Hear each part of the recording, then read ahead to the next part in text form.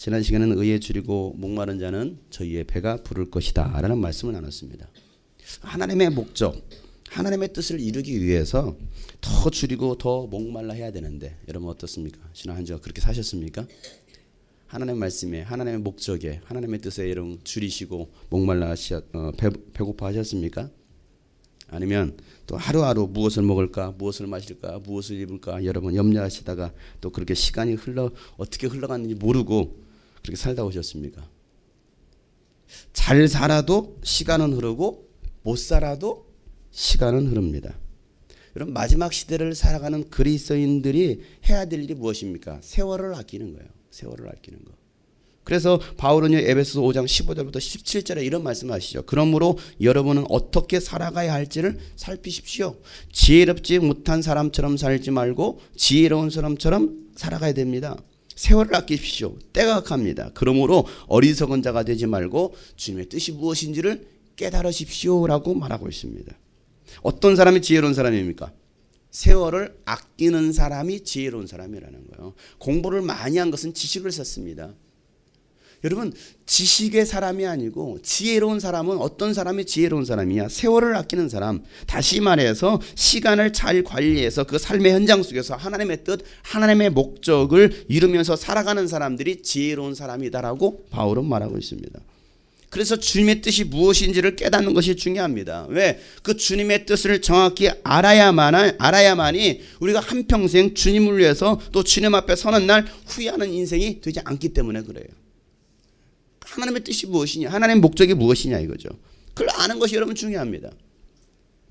어떤 가수가 이런 노래를 불렀죠. 잘 살고 못 사는 건 뭐예요? 타고난 팔자지만. 여러분 이 노래는 잘못된 거예요. 틀린 말입니다. 잘 살고 못 사는 건 타고난 팔자래요. 아니요, 잘 살고 못 사는 것은 타고난 것이 아닙니다. 그건 잘못된 거예요. 잘 살고 못 사는 것도 내가 그렇게 만들 수 있다는 사실이죠. 하나님의 뜻을 알고 사느냐 모르고 사느냐, 그 목적대로 사느냐 못 사느냐. 여러분 하나님께서 지으신 목적대로 사는 사람이 잘 사는 사람입니다. 솔로몬이요 그 인생에 저물어갈 때 자신의 그 영화로웠던 삶을 돌아보면서 전도서를 씁니다. 그 전도서의 시작을 그는 어떻게 고백합니까? 전도서 1장 2절에 보면 전도자가 말하기를 헛되고 헛되다 모든 것이 헛되다 하면서 그는요 계속해서 헛되도다라는 말을 하고 있습니다. 그리고 그가 그 전도서의 결론을 이렇게 내립니다. 전도서 12장 13절부터 14절 말씀에 보면 할 말은 다 했다. 1장부터 내가 헛되다 모든 것이 아래 수고하는 것이 모든 것이 헛되도다 하면서 12장의 결론을 이렇게 말합니다. 할 말은 다 했다. 결론은 이것이다. 하나님을 두려워하여라. 그분이 주신 계명을 지켜라. 이것이 바로 사람이 해야 될 의무다라고 말하고 있습니다. 이것이 사람이 해야 될 뭐라고요? 의무라는 것입니다. 사람이 마땅히 해야 될 본분이라는 것입니다. 하나님은 그 모든 행위를 심판하신다. 선한 것이든 악한 것이든 모든 은밀한 일을 다 심판하신다라고 말하고 있습니다. 이게 솔로몬의 고백이었습니다. 그의 인생을 마감하면서 돌아보니까 이게 아니구나. 이게 잘못된 것이구나. 내가 정말 해 아래 수고하면서 모든 것을 얻어보려고 그렇게 살아봤는데, 그래서 부귀영화도 다 누려봤는데 이것이 나에게는 정말 헛된 것이었구나. 인간이 마땅히 해야 될 본분이 무엇이냐? 그것은 하나님을 경외하는 것이고 하나님을 섬기는 것이고 하나님 말씀에 순종하는 것이다라고 솔로몬이 그 인생 말미에 고백하고 있다는 사실이에요. 지난주에는 인천에 있는 영화관광경영고등학교 그 신앙순회 말씀을 전하고 왔습니다. 이 영화학교는요 1885년도 4월 5일 부활절에 인천 제물포항으로 감리교 선교사였던 아펜젤러가 조선 땅에 첫 발을 내딛고 그리고 조선 최초로 내립교를 세웁니다. 그 후 7년이 지난 다음 1892년 내립교회 제2대 목사였던 존스 선교사의 부인에 의해서 이 영화학교가 설립이 됩니다. 그래서 현존하는 한국 최초의 초등학교가 바로 이 영화학교입니다. 지금의 그 영화관광경영고등학교는요 이 영화 여학당에서 시작한 122년 된 학교입니다. 여러분 기독교 신앙으로 세워진 미션 스쿨입니다. 거기는 매일 아침마다 큐티를 시작합니다. 일주일에 한 번씩 예배를 드리고 있습니다. 그리고 기독교 모든 예배는 그곳에서 부활주일, 고난주간, 뭐 사순절 기간, 뭐 성탄절 모든 예배를 드리고 있습니다. 미션 스쿨이기 때문에.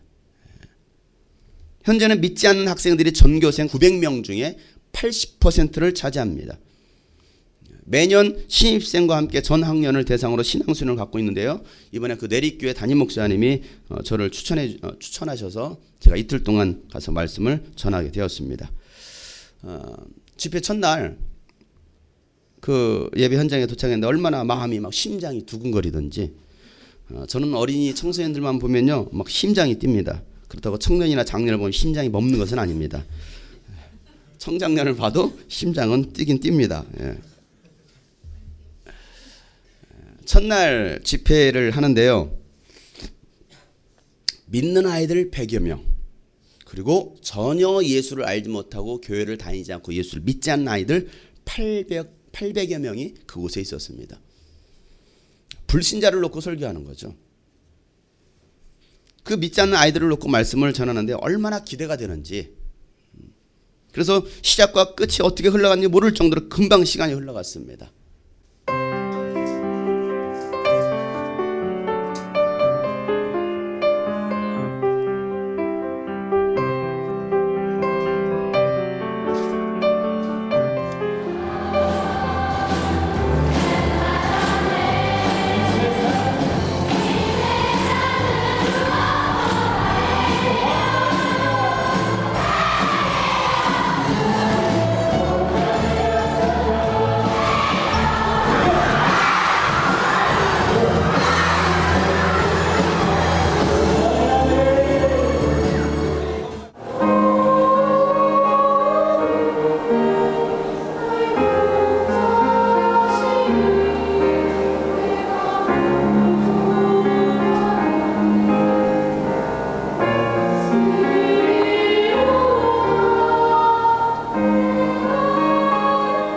세상을 바꿀 위대한 하나님의 사람이 됩시다.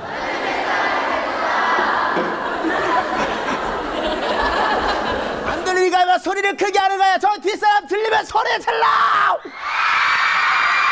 하나님께서 여러분을 만드셨습니다. 만든 이유가 있다는 것이 목적이 있다는 거지. 많은 사람들이, 많은 학생들이 목적도 없이 살아가. 그 목적이 무엇이냐면 여러분을 통해서 하나님께서 찬양받으시길 원하신다는. 인도자 선생님이 막 이상한 춤까지 춰가면서 막 춤을 추면서 찬양을 해. 왜 그럴까? 내가 봤을 때 또라이야, 또라이. 정상적인 이성을 가지고서는 이렇게 할 수 없어. 아니야? 누군가를 사랑하는 거야. 그분이 누구냐면 하나님이란 분이지. 정말 세상을 바꿀 만한 그런 여성 지도자가 얼마나 있느냐 이거야. 내성적인 교장 선생님 물에 빠지셨습니다. 수영을 못 하십니다. 내가 교장이야. 죽었다. 내성적인 여자 선생님이 집에서 불이 났다. 어머 불 났네. 어머 우리 집 불 났어. 어쩔? 죽을 것 같아. 자 우리 내성적인 교장 선생님. 우리 집에 왜 불이 나고 그래? 당황하지 않고 창수를 잡고 쫙 끝.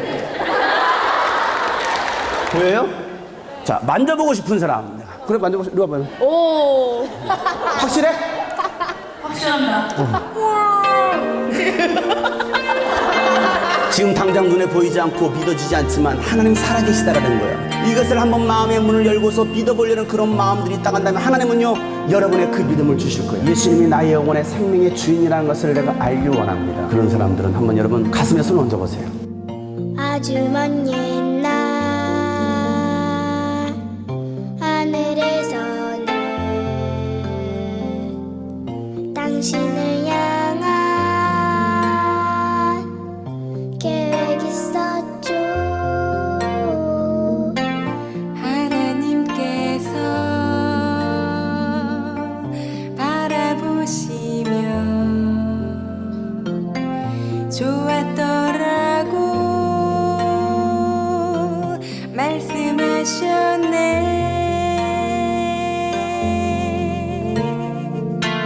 이 세상 그 무엇보다 귀하게 나의 손으로 창조하였노라.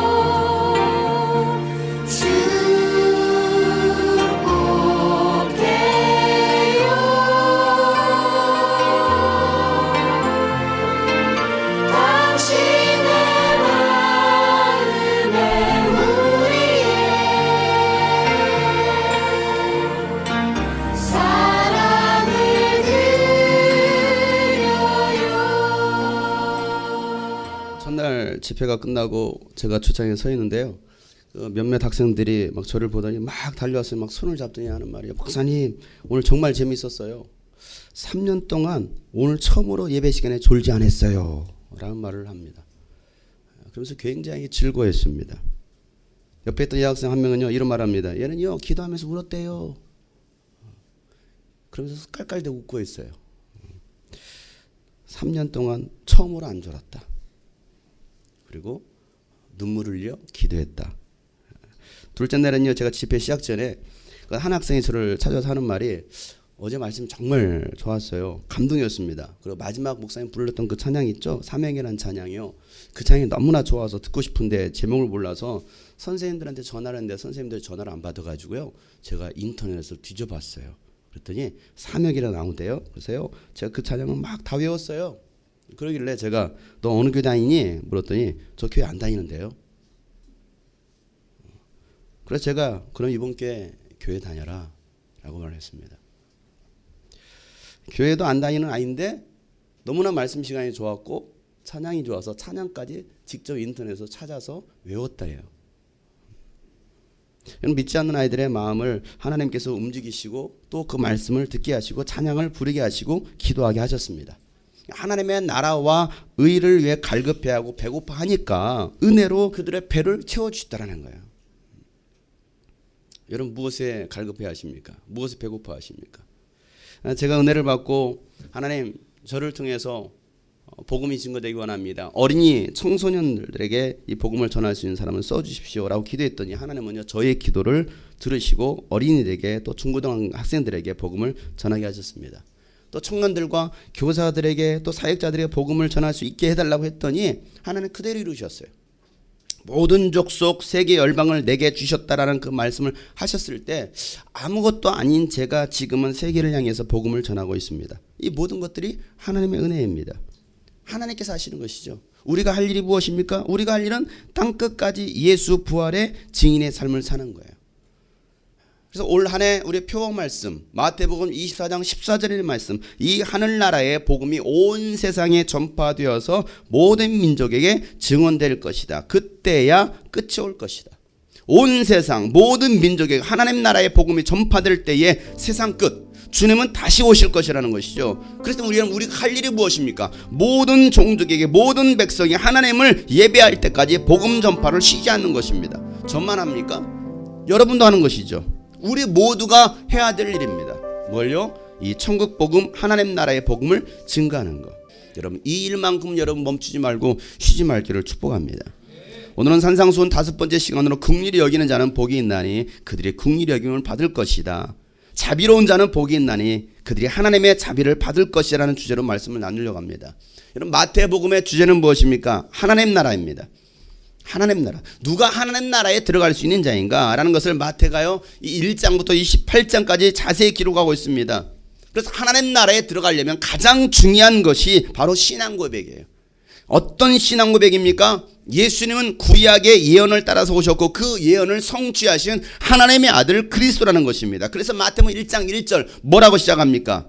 마태복음 1장 1절 말씀 아브라함의 자손이요 다윗의 자손인 예수 그리스도의 계보는 이러하다 라고 말하고 있습니다. 계보, 족보를 말하고 있죠.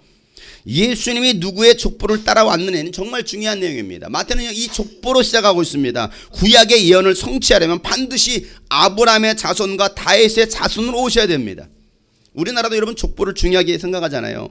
이스라엘 백성도요, 이스라엘 이 유대인들도요 족보를 굉장히 중요하게 생각합니다. 그래서 마태는요 이 족보 가운데 예수님이 누구의 계보로 왔느냐, 누구의 족보로 왔는가라는 것을 말하면서 예수님이 어떠한 분이신지를 아주 중요한 사건으로 기록하고 있습니다. 아브라함에게 약속하셨던 말씀, 또 유다에게 약속하셨던 그 말씀, 그리고 다윗에게 약속하셨던 그 말씀이 여인의 후손으로 오신 이 예수님을 통해서 다 이루신 것이죠. 그래서 하나님 나라에 들어갈 수 있는 사람은 반드시 예수님이 그리스도다라는 것을 고백할 수 있는 사람들, 예수가 바로 그리스도이십니다라고 고백하는 사람들, 그들이 바로 하나님 나라에 들어갈 수 있다는 것이죠. 그래서 마태복음 16장 16절에 베드로가 이와 같이 고백하죠. 선생님은, 주님은 살아계신 하나님의 아들 그리스도이십니다 라고 말하고 있습니다. 예수님을 살아계신 하나님의 아들 그리스도라고 믿고 고백하는 사람들이 바로 복이 있는 사람이다라고 예수님 말씀하시죠. 마태복음 16장 17절 말씀 보겠습니다. 다 같이 읽겠습니다. 예수께서 그에게 말씀하셨다. 시몬 바요나야, 너는 복이 있다. 너에게 이것을 알려주신 분은 사람이 아니라 하늘에 계신 나의 아버지시다 라고 말했습니다. 시몬 바요나야, 너는 복이 있다. 너는 복이 있는 사람이다 라고 말하고 있어요. 돈이 많고 권력을 얻고 영화를 누리는 사람이 복이 있는 사람이 아니라 예수를 그리스도라고 믿고 고백하는 사람이 복이 있는 사람이라는 것이죠. 그래서 예수님은요 그에게 음부의 권세, 마귀가 이기지 못하고 하늘 문을 열고 닫을 수 있는 천국 열쇠를 주십니다. 18절부터 19절 말씀 다 같이 읽겠습니다. 나도 너에게 말한다. 너는 베드로라. 나는 이 반석 위에다가 내 교회를 세우겠다. 죽음의 문들이 그것을 이기지 못할 것이다. 내가 너에게 하늘나라의 열쇠를 주겠다. 네가 무엇이든 땅에서 매면 하늘에서도 매일 것이요 땅에서 풀면 하늘에서 풀릴 것이다. 여러분, 하늘의 복을 받은 사람들, 예수를 그리스도라고 신앙 고백한 사람들에게 바로 복이 있다라고 말씀하시면서 그 복이 무엇이냐? 바로 공중권세 잡은 자 마귀의 그 권세를 능히 이길 수 있는, 아니 그 마귀가 우리를 이기지 못하는 그러한 권세, 또 하늘문을 열고 닫을 수 있는 그 천국 열쇠를 바로 이 복 있는 사람, 예수가 그리스도이심을, 하나님의 아들이심을 신앙 고백한 사람들에게 이 복을, 열쇠를 주셨다라고 예수님께서 말씀하시는 것이죠. 모세가 시내산에서 천사가 전해준 율법을 받아서 백성들에게 가르쳤다고 한다면, 예수님은 갈릴리 호수가 보이는 현재 팔복교회가 있는 그 팔복산에서 하나님 나라의 그 온전한 복음을 가르치셨습니다. 복 있는 자가 지키면서 살아가야 될 그 하나님의 나라의 법이 바로 이 산상수훈인 거예요. 그래서 마음이 가난한 사람은 복이 있다. 하늘나라가 그들의 것이다. 슬퍼하는 사람은 복이 있다. 하나님이 그들을 이루하실 것이다. 온유한 사람은 복이 있다. 그들이 땅을 차지할 것이다. 의에 줄이고 목마른 사람은 복이 있다. 그들이 배부를 것이다. 자비한 사람은 복이 있다. 하나님이 그들을 자비롭게 대하실 것이다 라는 이 말씀, 오늘 나누려는 이 말씀, 자비한 사람은 복이 있다. 하나님이 그들을 자비롭게 대하실 것이다. 이 말씀을 우리가 이해하려면 자비가 무엇인지를 우리가 이해를 해야 됩니다. 이 자비에 해당하는 히브리어는요, 헤세드라는 단어를 쓰고 있습니다. 헬라에서는요, 엘레오네스라는 단어를 쓰고 있고요. 영어로는요, 멀시풀 또 컴패션이라는 단어를 사용하고 있습니다. 이 자비의 마음은요, 인간이 가지고 있는 그 자비의 마음도 아니고, 또 자비하면 떠오르는 종교가 있죠. 불교가 떠오릅니다. 부처님의 자비의 마음도 아니고, 이 자비의 마음은요, 하나님의 마음을 말하고 있습니다. 자비는 불쌍히 여기는 마음, 긍휼히 여긴다라는 그 마음의 의미를 가지고 있는데, 인간에게는요 어느 정도의 이 자비의 마음이 있어요. 자비심 없는 사람이 있습니까? 누구나 다 자비심이 있습니다. 그런데 여기에서 말했던 그 자비는 인간이 가지고 있는 본성에서 나타나는 그 자비의 마음이 아니라 하나님의 그 아버지의 마음, 그 인간의 본성과는 다른, 차원이 다른 하나님 아버지의 마음을 말하고 있습니다. 여러분, 인간이 가지고 있는 자비는요 한계가 있습니다. 영원한 마음은 아니에요. 바뀝니다. 그런데 예수님의 그 자비의 마음은요 한계가 없는 한결같은 마음, 끝까지 가는 마음이죠. 인간은 하다가 도저히 안 되면 하다가 맙니다. 그런데 예수님은 어떻습니까? 끝까지 하셔요. 끝까지 가십니다. 그래서 이 자비라는 이 단어에는요 사랑한다, 용서한다라는 의미가 담겨져 있어요. 사랑에, 용서에.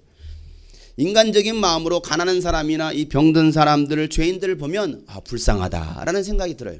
그렇지 않나요? 나보다 못 사는 사람, 정말 병든 사람, 그거 죽어가고 있는 사람 보면 참 불쌍하다, 참 안타깝다.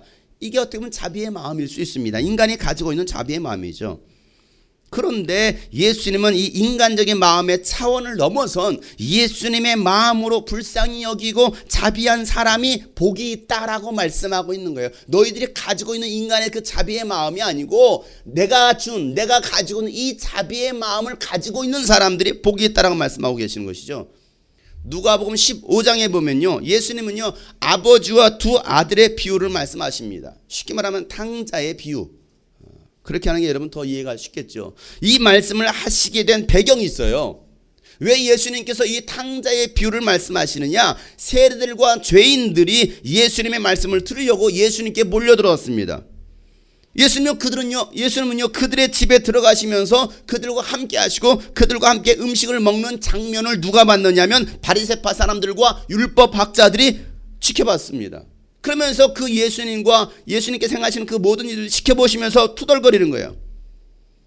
그 바리새파 사람들과 율법학자들이 투덜거리는 그 소리를 들으시고 하신 말씀이 누가복음 15장 1절부터 2절에 있는 말씀인데요. 세리들과 죄인들이 모두 예수의 말씀을 들으려고 그에게 가까이 몰려들었다. 바리새파 사람들과 율법학자들은 투덜거리며 말하였다. 이 사람이 죄인들을 맞아들이고 그들과 함께 음식을 먹는구나 라고 투덜거리고 있어요.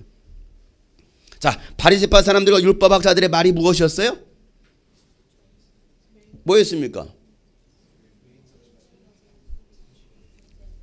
그들이 투덜거렸다라는 것은요 굉장히 불만으로 가득 찼다라는 거예요. 뭐가 불만이었습니까? 그들이 투덜거리면서 했던 말이 무엇입니까? 이 사람이 죄인들을 맞아들이고 환영하고 그들과 함께 음식을 먹는다라는 거였어요. 그게 뭐가 잘못된 일입니까? 그런데 율법학자들과 바리새파 눈에는 그게 정말 나쁜 행위였습니다. 잘못된 거였습니다. 여러분, 바리새파 이 율법학자들은요 스스로 경건하다라고 의롭고 또 말씀대로 살고 있다라고 생각했던 사람들입니다. 죄인들과 세리들과는 차원이 다른 사람이라고 생각했습니다. 그래서 누가복음 18장에 보면 이 바리새파 사람이 기도하는 장면이 나오죠. 한번 찾아볼까요? 누가복음 18장 11절부터 12절 말씀.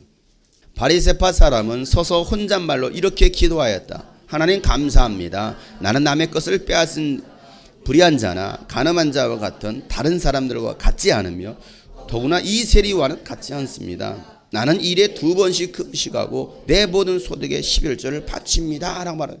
그 하나님께 감사의 기도를 하고 있어요. 얼마나 좋아요? 하나님 감사합니다. 시작은 참 좋아요. 하나님 감사합니다. 그런데 그 하는 말이 나는 남의 것을 빼앗은 자나 불의한 자나 간음하는 자와 또 같은 다른 사람들과 같지 않습니다. 더군다나 내 옆에서 기도하고는 저 세리와도 같지 않습니다. 나는 일회에 2번씩이나 금식합니다. 그리고 내 모든 소득의 11조도 바칩니다 라고 말하고 있어요. 바리새파 사람은 스스로 자신을 이 세리와 같지 않다라고 인정하고 있어요. 자신 스스로가 율법이 된 사람이죠. 자신이 율법이 되어서 다른 사람들을 평가하고 있습니다. 나는 이런 사람이고 저 사람은 이런 사람이야. 다른 사람을 자신이 가지고 있는 율법으로 저울질하고 있습니다. 그래서 자신을 저 사람보다는 낫다라고 생각하고 있는 거죠.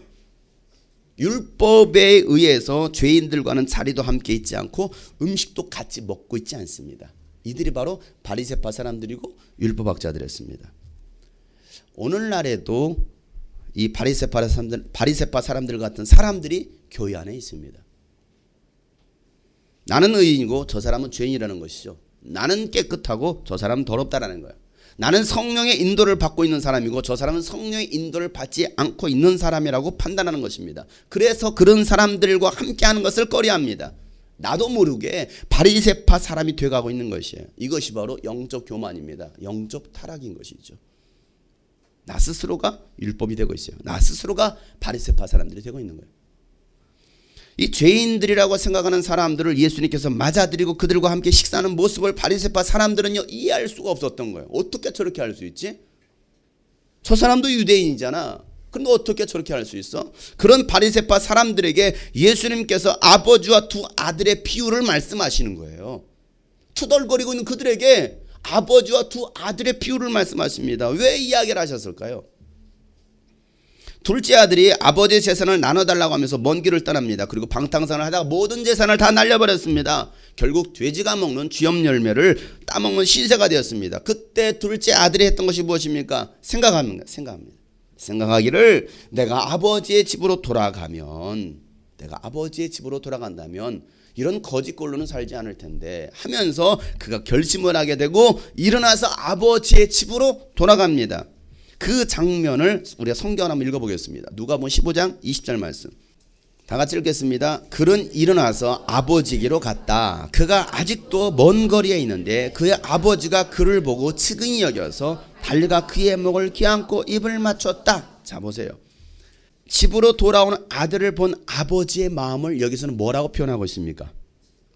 측은히 여겼다라고 말하고 있습니다. 다른 말로 긍휼히 여겼다, 다른 말로 불쌍히 여겼다, 자비하는 마음으로라는 말이에요. 이것이 하나님 아버지의 마음이라는 거예요.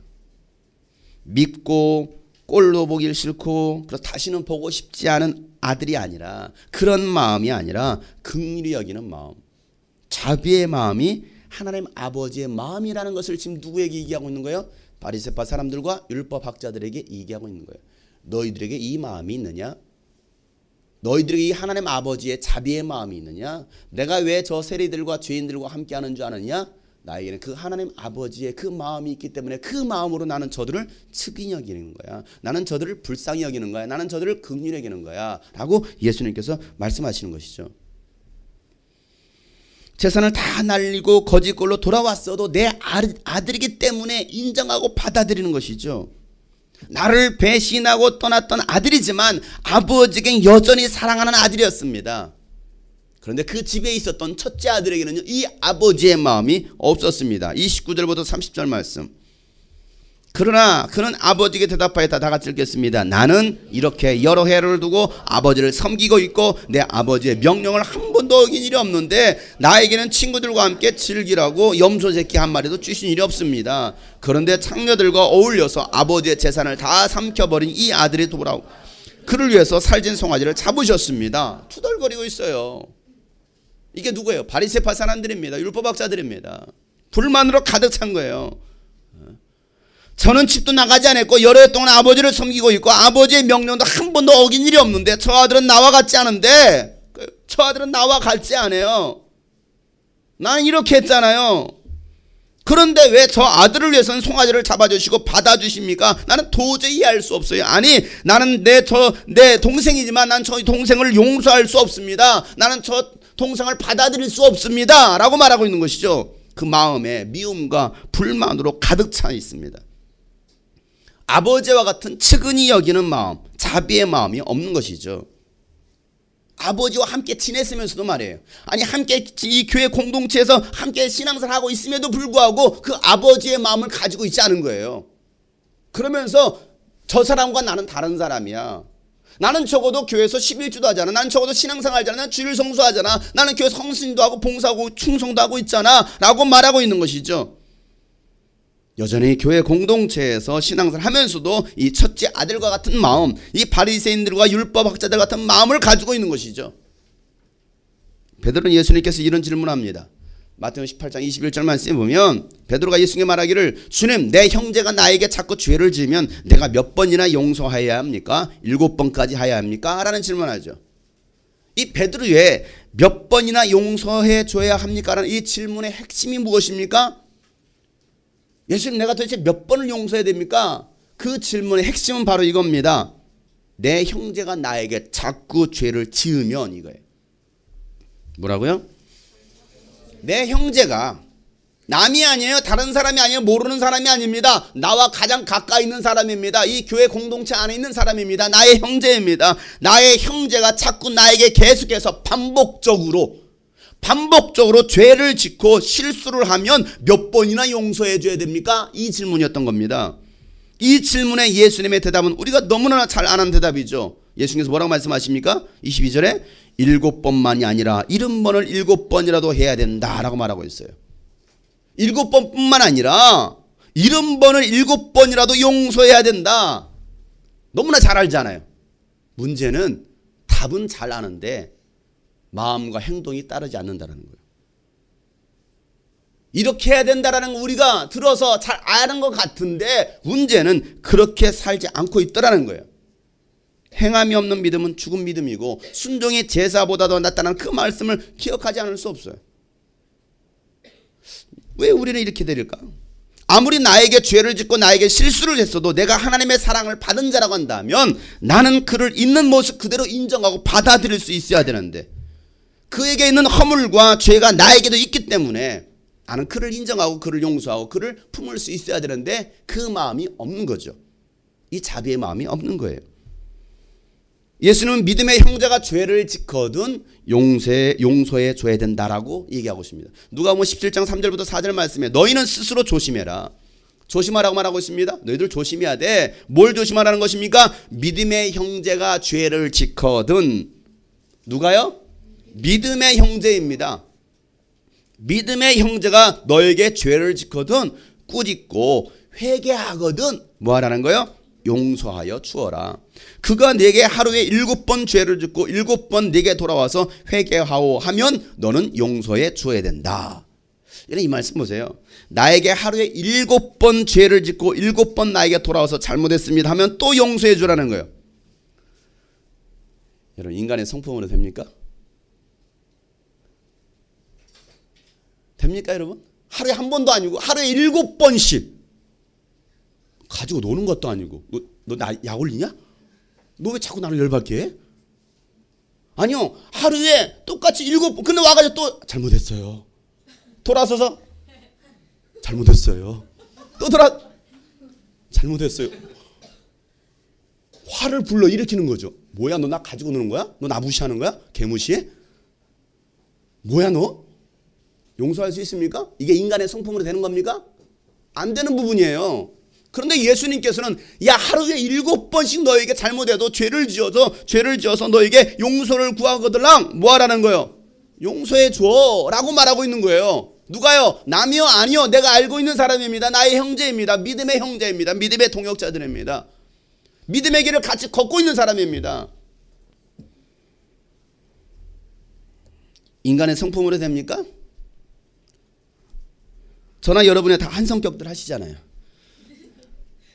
한 성격 소유자들 아니에요? 옆에서 보세요. 관상을 보세요. 다 한 성격 하고 있는 사람들입니다.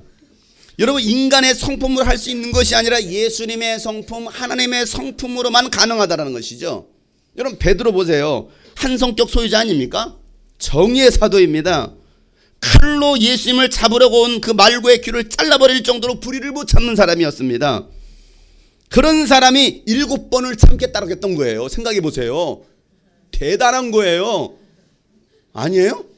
나는 용서할 수 없어 했던 사람이 제가요 7번을 참습니다 이거예요. 몰라야. 잘 생각해 보세요. 한 성격 소유자였던 그 베드로가 했던 말은 예수님 제가요 7번 참습니다. 얼마나 더 참아야 됩니까? 라고 말했던 거예요. 이거 베드로의 7번은요 이거 대단한 거예요. 뭐 제7이 뭐 하나님의 숫자다 그런 걸 떠나서 베드로가 7번을 참았대요. 그런데 예수님은 뭐라고 말하고 있어요? 하루에 너에게 7번 잘못해도 너는 용서해 줘야 된다. 그걸로 끝나지 않고 또 뭐라고 말씀하셨어요? 아니 70번에 7번이라도 용서할 수 있어야 돼. 그 말을 들었던 베드로는 어땠을까요? 멘붕이 왔겠죠. 여러분 말로 멘붕. 뭐야? 어떻게 하라는 거야? 헐 쩐다. 대박이다. 여러분 베드로 대단한 사람입니다. 근데 그 인간의 성품으로 그게 가능했을까요? 아니 귀도 잘라버리는데 그 말씀 들었잖아. 너 용서해야 돼 했는데 용서가 안 되는 걸 귀때기 잘라버리는데. 분명히 이 말씀 들었잖아. 여러분도 다 말씀 들었잖아요. 근데 성품의 변화가 일어나지 않으면 뭐합니까? 귀 잘라버리는 거예요. 저는 항상 저는 귀를 숨기고 다닙니다. 혹시 여러분 잘라버릴까 무서워서. 자 베드로도 달라지지 않았어요. 베드로도 성품의 변화가 일어나지 않았습니다. 그런데 그의 성품의 변화가 언제 일어납니까? 그가 성령을 받고 나니까 달라지더라는 거예요. 인간의 성품이 아닌 하나님의 성품을 가지고 나니까 70번에 7번도 참습니다. 훗날에는요 십자가를 거꾸로 지는 순교까지 당합니다. 그러면서 베드로가 성품에 대해서 베드로후서 1장에 보면 이런 말을 합니다. 베드로후서 1장을 보세요. 베드로후서 1장 3절부터 4절 말씀. 자, 이 말씀의 배경을 보시고 이 베드로가 했던 이 이야기를 한번 자세히 보세요. 뭐라고 말하고 있는가? 베드로후서 1장 3절부터 4절에 있는 말씀 다 같이 읽겠습니다. 하나님께서는 우리가 그를 알므로 말미암아 생명과 경건에게 일하는 모든 것을 그의 권능으로 우리에게 주셨습니다. 하나님은 우리를 부르셔서 그의 영광과 덕을 누리게 해주신 분이십니다. 그는 이 영광과 덕으로 귀중하고 아주 위대한 약속들을 우리에게 주셨습니다. 그것은 이 약속들로 말미암아 여러분이 세상에서 정욕 때문에 부패하는 사람이 되는 것이 아니라 하나님의 성품에 참여하는 사람이 되게 하시려는 것입니다 라고 말하고 있어요. 여러분, 베드로가 하나님의 성품에 대해서 얘기하고 있습니다. 우리는 예수님을 알므로 무엇을 얻었어요? 생명과 경건에 이르게 하는 모든 것을 가졌다라고 말을 하고 있습니다. 하나님은 우리에게 영광과 덕을 누릴 수 있는 뭘 주십니까? 약속을 주셨습니다. 그 약속이 무엇입니까? 예수님께서 우리에게 말씀해 주신 약속들이었습니다. 그 약속으로 말미암아 우리는 생명과 경건에 이르게 되었고 또 영광과 덕을 누릴 수 있게 되었다라고 베드로 말합니다. 그러면서 그 약속을 가진 자는, 예수님의 말씀을 가진 자는, 예수님의 계명을 가진 자는 세상의 정욕, 인간의 그 성품, 인간의 욕심 때문에 부패하는 사람이 되는 것이 아니라라고 말하고 있는 거예요. 왜? 베드로가 그랬기 때문에. 베드로에게 있었던 그 인간의 욕심, 정욕, 성품, 그 성품으로 부패할 수밖에 없었지만 그가 성령을 받고 나니까 이제는 하나님의 성품에 참여하는 사람이 되었다라고 그런 말을 하고 있는 거예요. 엄청난 변화인 거예요. 인간의 성품이냐 하나님의 성품이냐, 내가 인간의 성품으로 살아갈 것이냐 하나님의 성품으로 살아갈 것이냐. 베드로는 하나님의 성품을 가지게 된 것입니다. 용서할 수 없었던 그 불같은 성품에서 하나님의 성품으로 다른 사람에게 자비할 수 있었고 그 긍휼히 여기는 마음을 가질 수 있었던 것이죠. 순간순간 내 안에서 막 솟아나오는 그 인간의 성품이 나올 때에 우리가 절제할 수 있어야 되는데 인간의 성품으로는 이게 한계에 부딪힌다라는 거예요. 그러니 그럴 때 우리가 어떻게 해야 되겠느냐? 예수님을 생각하라는 거예요. 예수님을 생각할 때 우리는 절제할 수밖에 없다. 히브리서 보세요. 히브리서 12장에 3절부터 4절에 이렇게 말을 하고 있습니다. 히브리서 12장 3절부터 4절 말씀. 우리 모두가 한 성격 소유자들이기 때문에 오늘 이 말씀을 잘 들어야 되겠습니다. 왜? 이 성품을 죽여야 됩니다. 그냥 막 죽여야 돼요. 이 인간의 성품, 내 안에 있는 자리 잡고 있는 이 인간의 아주 그 정욕들 말이에요. 자, 히브리서 12장 3절부터 4절 말씀 다 같이 큰 소리로 여러분의 성품을 다해서 한번 읽어보세요. 시작. 자기에 대한 죄인들의 이러한 반항을 참아내신 분을 생각하십시오. 그리하면 여러분은 낙심하여 지치는 일이 없을 것입니다. 아직 피 흘리기까지 대항한 일은 없습니다. 여러분 여기서 뭐라 말하고 있습니까? 자기에 대한 죄인들을 이러한 반항을 참아내신 분을 뭐하라는 거예요? 생각하라는 거예요. 자, 우리가 누구를 생각해야 됩니까? 예수님을 생각해야 된다는 거예요. 막 내 안에 분노가 치밀어 오를 때 누구를 생각하라는 거예요? 예수님을 생각하라는 것입니다. 예수님은 자기에게 배신하고 침뱉고 채찍질하고 돌을 던진 이 죄인들의 반항을 참아내셨습니다. 그리스도인은 이런 예수님을 생각하면서 참아내는 사람들이라는 것이죠. 그럴 때 낙심하지 않게 되고 지치지 않게 된다는 거예요. 그러면요 우리는요 쉽게 낙심이 찾아옵니다. 좌절하게 됩니다. 지치게 됩니다. 왜? 예수님을 생각하지 않고 내 이성과 감정이 올라오면 분노하게 되어 있거든요. 그러면서 정죄하고 판단하고 돌을 던지는 것입니다. 그러나 죄인을 참으신 예수님을 한 번만 더 생각한다면, 몇 번이요? 한 번만 더 생각해보자 이거. 분노가 치밀어 오를 때, 화가 치밀어 오를 때 한 번만 더 생각하자. 누구를요? 애인을요? 돈 때문에 참아야지. 돈 때문에 참습니까? 아니요. 예수님 때문에. 돈을 생각하지 마시고 사람을 생각하지 마시고 예수님을 한 번만 더 생각하자라는 거죠. 반항을 오래 참으셨던 그 예수님을 한 번만 더 생각하면 돌을 들었다가 뭐 하는 거예요? 내려놔야지. 그거 아니에요? 여러분 마음속에 돌 몇 개나 있나요? 많이 있죠. 꺼내도 막 끝이 없어요. 막 이 돌은 뭐 왜 이렇게 없어지지도 않아. 돌을 꺼내가지고 던지려고 할 때 예수님을 생각하는 순간 돌을 내려놔야지. 그럴 때 지치지 않는다라는 것이죠. 낙심이 찾아오려고 할 때 낙심을 이길 수가 있는 거예요. 죄와 맞서서 싸우되 피 흘리기까지 싸워야 된다는 말하고 있습니다. 분노와 싸우되 뭐하기까지? 피 흘리기까지 싸워야 된다는 거예요.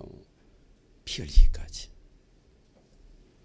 예수님은 유월절 전에 이제 자기가 세상을 떠나 아버지 길을 가실 때가 된 것을 아시고 세상에 있는 자기 사람들을 사랑하시되 끝까지 사랑하십니다. 그리고 제자들과 함께 유월절 마지막 만찬을 하십니다. 그때에 가룟 유다 마음속에 예수님을 팔려는 생각을 마귀가 집어넣습니다. 요한복음 13장. 요한복음 13장 1절부터 2절 말씀. 이 요한복음 13장이 정말 중요한 말씀이에요. 왜 중요한 말씀인지는 여러분 말씀을 들어보면 알 겁니다. 요한복음 13장 1절부터 2절 말씀 다 같이 읽겠습니다. 6월절 전에 예수께서는 자기가 이 세상을 떠나서 아버지께로 가야 할 때가 된 것을 아시고 세상에 있는 자기의 사람들을 사랑하시되 끝까지 사랑하셨다. 저녁을 먹을 때에 악마가 이미 시몬 가룟의 아들 유다의 마음속에 예수를 팔아넘길 생각을 불어넣었다라고 말하고 있어요. 자, 6월절 전날입니다. 제자들과 이제 최후의 만찬을 하십니다. 그리고 예수님께서 나는 이제 아버지의 뜻대로 죽을 때가 되었어. 나의 때가 왔어. 라고 말씀하시는 것이죠. 그러면서 자기의 사람들을 사랑하시되 뭐 하셨다고요? 끝까지 사랑하시다라는 말씀을 요한복음 이 1절에 말하고 있습니다. 그리고 2절에 그때의 마귀는 그 가룟 유다에게 예수님 팔려는 생각을 불어넣었다라는 이 말씀이 2절에 기록되어 있어요. 자, 예수는 이 모든 일이 일어날 것을 뭐 하셨을까요? 다 아셨습니다. 자, 의도적인 것입니다. 의도적인 거예요. 예수님께서 그 가룟 유다를 생각할 때는 마음이 굉장히 아프셨습니다. 그래서 그에게 몇 번의 회개할 기회를 주십니다. 그럼에도 불구하고 가룟 유다는요, 뭐 합니까? 마귀의 생각이 사로잡히니까 그 예수님 말씀이 들어오지 않는 거예요. 마귀의 생각이 사로잡히면요, 아무리 하나님 말씀을 전해줘도요, 옳은 일을 전해줘도요, 들어오지 않습니다. 그리고 예수님 말씀에 순종하지 않습니다. 유다는요, 그의 계획대로, 더 정확히 말하면 마귀가 이끄는 대로 그가 진행하기 위해서 뭐 합니까? 나가더라는 거예요. 그 일을 하기 위해서 나갑니다. 우리도 그러지 않습니까? 예수님 말씀에 순종하는 것이 아니라, 예수님 말씀에 귀가 들어오는 것이 아니라 마귀의 생각이 한번 사로잡히면 그걸 꼭 하고 맙니다. 꼭 하고 말아요. 유다와 같은 거죠. 자, 유다가 이제 밖으로 나갔습니다. 그때 예수님께서 남은 제자들에게 중요한 말씀을 하셔요. 유다가 나갔어요. 그리고 예수님께서 하신 말씀 34절 35절 말씀입니다. 다 같이 읽겠습니다. 이제 나는 너희에게 새 계명을 준다. 서로 사랑하여라. 내가 너희를 사랑한 것 같이 너희도 서로 사랑하여라. 너희가 서로 사랑하면 모든 사람이 그것으로써 너희가 내 제자인 줄을 알게 될 것이다. 자, 우리가 잘 아는 새 계명을 말씀해 주시는 장면이죠. 내가 너희를 사랑같이 너희도 서로 사랑하는 이 말씀 모르는 사람 있나요? 새 계명입니다. 우리가 서로 사랑할 때 모든 사람이 우리가 예수님의 제자인 줄을 알게 될 것이라는 이 말씀입니다. 그런데 이 말씀을 지금 언제 하고 계시느냐 이거예요. 언제 하고 계시냐. 우리가 이 말씀만 뚝 떼어놔가지고 설교를 드릴 때가 많이 있었단 말이에요. 근데 이 말씀을 지금 언제 하고 계십니까? 가룟 유다가 예수님을 팔러 나간 다음에 하신 말씀입니다. 왜 가룟 유다가 나갔을 때 예수님께서 이 말씀을 하셨을까요? 생각해 보세요. 왜 가룟 유다가 그 자신의 계획을 진행시키려고 나갔을 때에 그 다음에 이 말씀을 남은 제자들에게 하셨을까요? 그 이유가 무엇입니까? 왜 그러셨지? 왜? 그래서 우리 항상 성경을 왜라는 질문으로 물어보라고 했죠. 왜? 왜 그러셨을까? 예수님은 사랑과 용서의 본을 보여주신 것이죠. 제자들은 훗날 이 말씀을 기억했을 것입니다. 이 말씀의 의미가 무엇인지. 가룟 유다가 예수님을 팔았을 때에, 제자들이 예수님을 배신하고 떠났을 때 이 말씀이 어떤 의미인지를 알았을 거예요. 왜? 이들도 훗날 뭐하게 될 테니까, 배신하게 될 테니까. 예수님은 가룟 유다조차도 끝까지 사랑하셨다는 것을 제자들에게 말씀해 주시는 거예요. 나는 이 가룟 유다도 끝까지 사랑하고 있어 라고 말씀하시는 것이죠. 이런 사랑으로 서로 사랑하라는 거예요. 이것이 우리에게 주신 새 계명이라는 것이죠. 그렇게 사랑할 때에 하나님도 우리를 사랑해 주시고 우리를 용서해 주신다는 것을 말씀하시는 거예요. 어떻게 사랑하는 것이 옳은 것이냐. 아니 가룟 유다조차도 사랑할 수 있겠느냐는 거예요. 나는 그 가룟 유다도 사랑한다 라고 예수님 말씀하고 계십니다. 그래서 예수님은 기도를 가르쳐 주시면서 용서에 관한 말씀을 하셔요. 자, 마태복음 6장으로 넘어가 보겠습니다. 마태복음 6장 12절 말씀. 다 같이 읽겠습니다. 우리가 우리에게 죄 지은 사람을 용서하여 준 것 같이 우리의 죄를 용서하여 주시고 라고 말하고 있어요. 너희들은 이렇게 기도해 라고 말씀하시면서 기도를 가르쳐 주시면서 가르쳐 주신 기도가 무엇입니까? 우리가 우리에게 죄 지은 사람을 용서하여 준 것 같이 우리의 죄를 용서해 주시고. 자, 먼저 뭘 하라는 거예요? 예수님 나의 죄를 용서해 주세요. 그 기도하기 전에 무엇부터 하라는 거예요? 나에게 죄를 지은 사람을 먼저 용서하라는 거예요. 그 다음에 네가 용서를 구하면 너희가 용서를 받을 거야 라고 예수님 말씀하시는 거예요. 근데 우리는요, 먼저 용서하지 않고 먼저 자비를 베풀지 않고 먼저 긍휼히 여기지 않고 하나님 나부터 긍휼히 여겨주세요, 나부터 자비를 베풀어 주세요, 나부터 용서해 주세요 라고 기도하고 있지 않느냐는 거예요. 예수님 너희들은 그렇게 기도하지만 너희들이 먼저 해야 될 일이 있어. 너희들이 먼저 해야 되는 것은 바로 나에게 죄를 지은 사람을 용서하는 거야. 그리고 난 다음에 나의 죄를 용서해달라고 기도하라는 것이죠. 이게 우리가 먼저 해야 될 일을 먼저 예수님께서 기도로 가르쳐 주시는 것입니다. 자 보세요. 이 기도가 끝난 다음에 예수님께서 가르쳐 주신 기도가 끝난 다음에 아멘, 그 다음 말씀 14절 15절 말씀 뭐라고 말하고 있습니까? 14절 15절 다 같이 읽겠습니다. 너희가 남의 잘못을 용서해 주면 너희 하늘 아버지께서도 너희를 용서해 주실 것이다. 그러나 너희가 남을 용서해 주지 않으면 너희 아버지께서도 너희의 잘못을 용서해 주지 않으실 것이다. 주기도가 끝난 다음에 주기도를 가르쳐 주신 다음에 바로 이어서 너희가 남의 잘못을 용서해 주면 다시 한번 또 용서에 대해서 말씀하십니다. 우리가 남을 용서해 주지 않는다면 하늘 아버지께서도 우리의 잘못을 용서해 주지 않으시겠다는 것입니다. 너희 중에 죄 없는 자가 돌로 치라는 그 예수님의 말씀은 바로 용서에 관한 말씀이에요. 그 들었던 돌 있잖아. 그 돌을 내려놔. 너희 중에 죄 없는 자가 돌을 들어서 던져. 용서에 관한 말씀입니다. 우리는 내가 용서받은 만큼 용서하고요, 내가 사랑하는 만큼, 사랑받은 만큼 우리는 사랑하게 되어 있어요. 누가복음 7장 47절에 예수님께서 이렇게 말씀하시죠. 이 여자는 그 많은 죄를 용서받았다. 그것은 그가 많이 사랑하였기 때문이다. 용서받은 것이 적은 사람은 적게 사랑한다 라고 말하고 있어요. 그러나 용서받은 것이 많은 사람은 더 많이 사랑한다라는 거예요. 부활하신 예수님은요, 두려워 떨고 있는 그 제자들을 만나신 다음에 처음 하신 말씀이 있습니다. 그게 뭐였습니까? 평안할지어다 라는 말씀입니다. 평안할지어다. 왜? 두려워 떨고 있으니까. 그 다음에 하신 말씀이 뭐예요? 숨을 내쉬면서 성령을 받으라 라고 말씀하시요. 평안할지어다, 그 다음에 성령을 받으라. 성령을 받으라 말씀하신 다음에 하신 말씀이 뭔지 아십니까?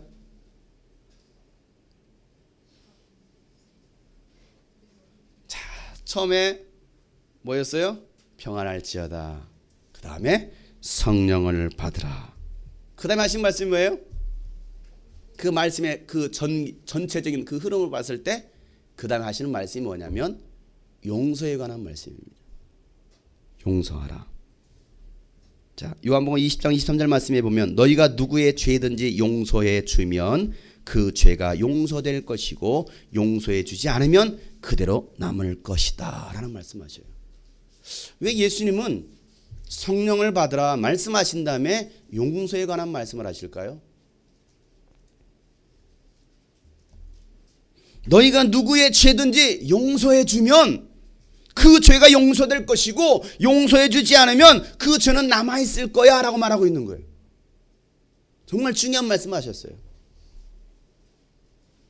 너희가 성령 받아? 성령 받았어? 그러면 너희가 하는 것이 무엇이냐면 성령의 사람은 하나님의 성품을 소유한 사람이야. 그 하나님의 성품을 소유한 사람이 해야 될 일이 무엇이냐? 용서하는 거야. 용서하는 거야. 그리고 다시 세상으로 고기 잡으러 간 그 베드로와 제자들을 다시 만나셔서 부르셔서 하신 말씀이 무엇이었습니까? 요한의 아들 시몬아, 네가 나를 사랑하느냐라는 이 말씀이었습니다. 이 말씀은 무슨 말이냐면 나는 너를 용서했고 나는 너를 사랑하는데 너는 나를 진심으로 사랑하느냐? 너는 나를 반복적으로 배신하고 나의 마음을 아프게 했지만 그래도 나는 너를 용서했어. 그리고 나는 여전히 너를 사랑한다. 나처럼 너도 사랑할 수 있느냐? 나처럼 너도 용서하면서 사랑할 수 있겠느냐라는 그 질문이었습니다. 그리고 나를 정말 사랑한다면 나의 어린 양을 먹여라. 내가 너희를 사랑한 것처럼 내 양을 돌보고 사랑하라는 그 말씀을 베드로에게 하고 계시는 거예요. 사랑하는 성도 여러분, 우리가 용서 못할 죄, 용서 못할 사람은 없습니다. 왜냐하면 용서는 하나님만 하실 수 있는 거예요. 내 성품 가지고 할 수 있는 것이 아닙니다. 용서는 하나님만이 하실 수 있습니다. 내가 용서하는 것이 아니고 내 안에 계신 성령님께서 용서하시는 거예요. 그래서 시편 130편 4절 말씀에 보면 이렇게 기록하고 있습니다. 용서는 주님만이 하실 수 있는 것이므로 우리는 그 주님만을 경외합니다. 용서는 누구만 할 수 있다고요? 주님만이 할 수 있다는 거예요. 하나님만이 용서할 수 있는 거예요. 아니 내가 용서하는 거 아니에요. 우리는 마치 내가 용서하는 것처럼 선심을 쓰고 있습니다. 내가 용서해 줄게. 굉장히 선심을 쓰고 있습니다. 내가 마치 큰일을 해는 것처럼 의기양양합니다. 아닙니다. 우리는 그저 사랑할 뿐인 거예요. 예수님이 우리를 사랑하셨듯이 우리는 사랑하는 것입니다. 누군가가 나에게 하루에 7번씩 내가 잘못을 저질러도 그가 내게 용서를 구한다면 우리는 그를 있는 그 모습 그대로 사랑하는 것입니다. 이것이 바로 하나님의 성품입니다. 이것이 바로 예수님의 마음인 거예요. 그 하나님의 성품 가지고서 너희들은 용서하는 거야. 사랑하는 거야. 자비한 사람은 복이 있나니 하나님이 그들을 자비롭게 대하실 것이다. 이 말씀을 우리는 기억해야 됩니다. 그리고 우리가 할 일이 무엇입니까? 자비하는 거예요. 긍휼히 베푸는 겁니다. 사랑하는 겁니다. 용서하는 겁니다. 그럴 때 하나님이 나를 자비롭게 대하실 것이다. 다시 말해서 그 하나님이 나를 사랑해 주시고 그 하나님이 나를 용서해 주실 것이다 라고 말씀하고 계시는 거죠. 사랑의 자비를 기대하기보다도 하나님의 자비를 기대하는 거예요. 사람은 나를 배신할 수 있어도 하나님은 나를 배신하지 않으십니다. 사람은 내게 상처를 줄 수 있습니다. 그러나 하나님은 결코 나에게 상처를 주시지 않습니다. 하나님의 자비하심으로 하나님의 긍휼하심으로 긍휼을 베푸는 사람, 자비를 베푸는 사람, 사랑하고 용서하는 사람이 바로 그리스도인이라는 거예요. 그들이 하나님 나라를 차지하게 될 것이라는 거예요. 그들이 바로 하나님의 사람이라는 것을 오늘 예수님 이 말씀을 통해서 말씀하고 계십니다. 여러분, 용서할 수 있습니까? 다 이해할 수 있습니까? 다 품을 수 있습니까? 다시 묻겠습니다, 여러분. 자비하십니까? 긍휼히 여기십니까? 주님, 나에게 긍휼의 마음이 있기를 원합니다. 이게 우리의 기도가 되겠습니다. 나에게 그 자비의 마음을 주시옵소서. 예수님처럼 끝까지 사랑할 수 있는 마음, 끝까지 용서할 수 있는 그 마음, 그 하나님의 성품에 참여하는 자가 되기 원합니다. 여러분, 오늘 이 시간 이 기도가 있기를 축복합니다. 부활하신 예수님께서 그 베드로 앞에 쓰시고, 야, 나는 너를 끝까지 용서했잖아. 아니, 나 가룟유다도 정말 사랑한다니까. 그러나 그가 회개하지 않아서, 돌이키지 않았어. 그가 회개했다고 한다면 그도 용서를 받았을 거야. 그러나 그는 회개를 거부한 자였어요. 만약에 베드로도 그 회개를 거부하고 그냥 떠나버렸다고 한다면 그도 용서받지 못했을 겁니다. 야, 나는 너를 용서했다. 3번씩 물으시는 거예요. 나는 너를 사랑한다. 난 너를 이해해. 그래, 인간의 성품으로 그럴 수 있지 뭐. 죄인된 마음 가지고 그럴 수 있지 뭐. 나도 배신할 수 있지 뭐. 내가 뭐 한두 번 배신 당해봤니? 나 그거 이해해. 근데 나는 너를 사랑한다. 너는 나를 사랑하니? 내가 너를 용서한 만큼 너도 용서할 수 있어? 내가 너를 사랑한 만큼 너도 사랑할 수 있니? 내가 너를 이해한 만큼 너도 이해할 수 있니? 라고 물으실 때 여러분 뭐라고 대답하시겠습니까? 갈릴리 호숫가에서 주님은 시몬에게 물으셨네. 사랑하는 시몬아, 넌 날 사랑하느냐? 오 주님, 주님만이 아십니다. 갈릴리 바닷가에서, 갈릴리 바닷가에서 주님은 시몬에게 물으셨다.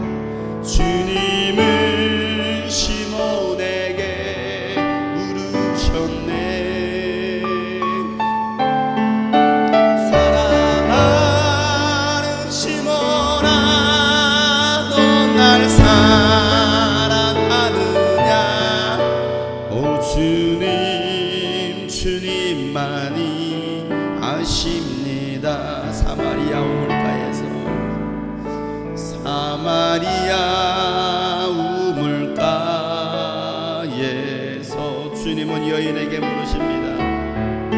주님은 여인에게 물으셨네. 사랑하는 여인아, 넌 날 사랑하느냐? 사랑하는 여인아, 넌 날 사랑하느냐? 오 주님, 주님만이 아십니다. 주님이 꿈꾸신 교회에서 주님은 나에게 묻습니다. 주님이 꿈꾸신 교회에서 주님은 나에게 물으셨네. 주님은 나에게 물으셨네. 사랑하는 여러분의 이름을 넣으세요. 사랑하는 영성아, 사랑하는 영성아, 넌 날 사랑하느냐? 오 주님, 주님만이. 다시 한번 여러분 가슴에 두 손 얹고 다시 한번 예수님의 마음을 들어봅시다. 주님이 꿈꾸신, 주님이 꿈꾸신 오늘 예배 가운데 나오신 여러분에게 오늘 예수님께서 물으십니다.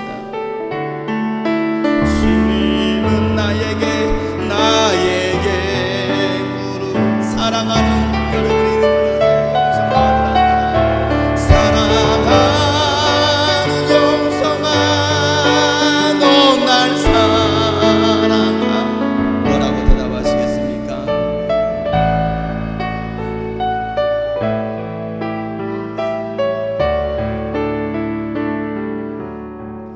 사랑하는 아들아, 넌 날 사랑하는. 여러분 대답해 보세요.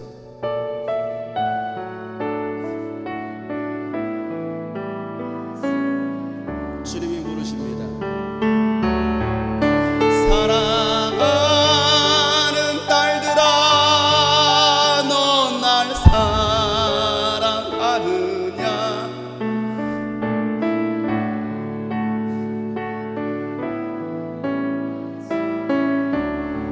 여러분 오늘 말씀 묵상해 봅시다. 돌을 들어서 한 여인을 향하여서 죽이려고 했던 그 많은 사람들, 너희 중에 죄 없는 자가 돌로 쳐라.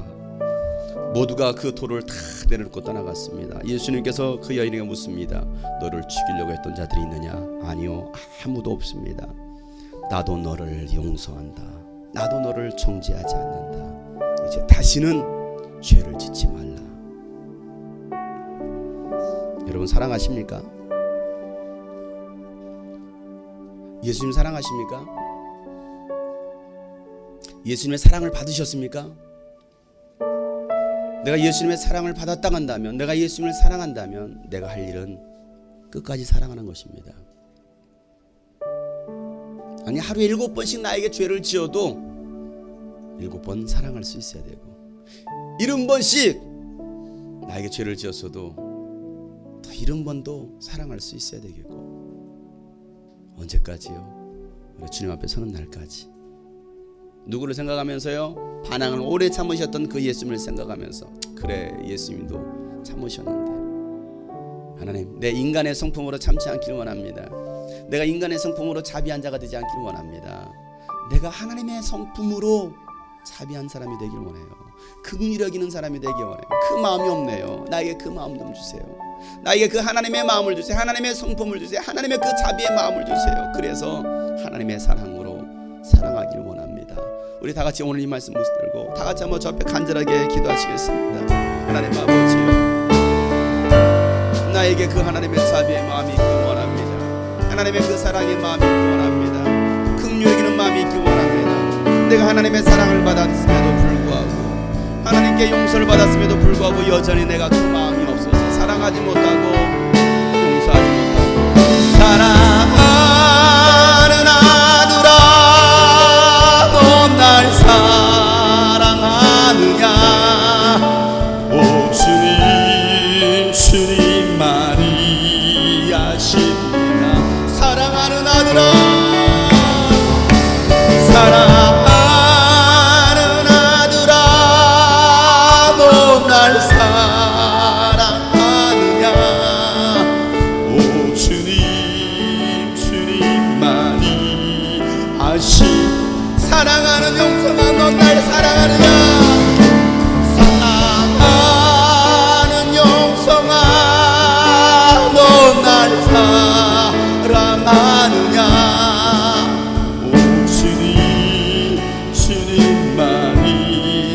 아십니다.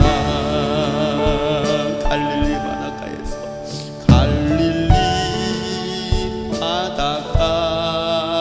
바닷가에서 주님은 시몬에게 물으셨네. 사랑하는 시몬아, 너 날 사랑하느냐? 주님만이 아십니다. 사마리아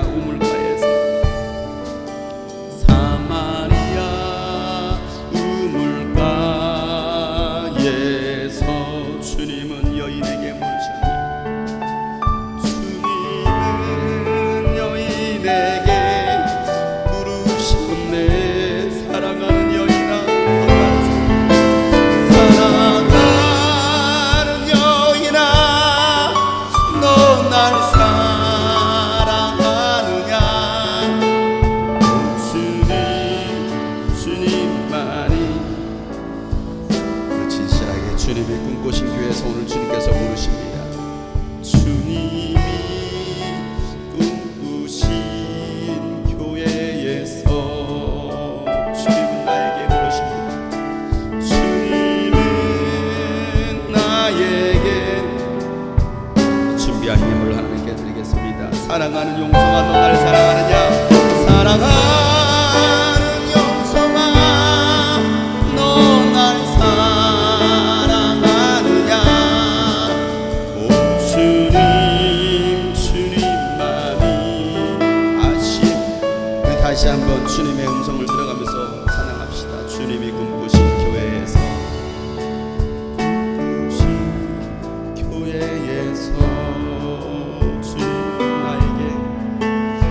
주님은 나에게 물으셨네. 사랑하는 아들아, 사랑하는 영성아, 너 날 사랑하느냐?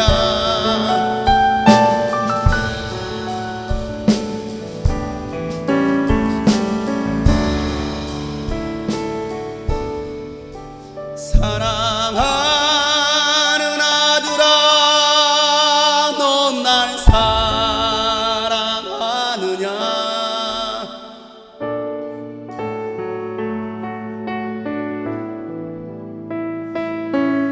오늘 주님께서 묻습니다. 사랑하는 딸들아, 너 날 사랑하느냐?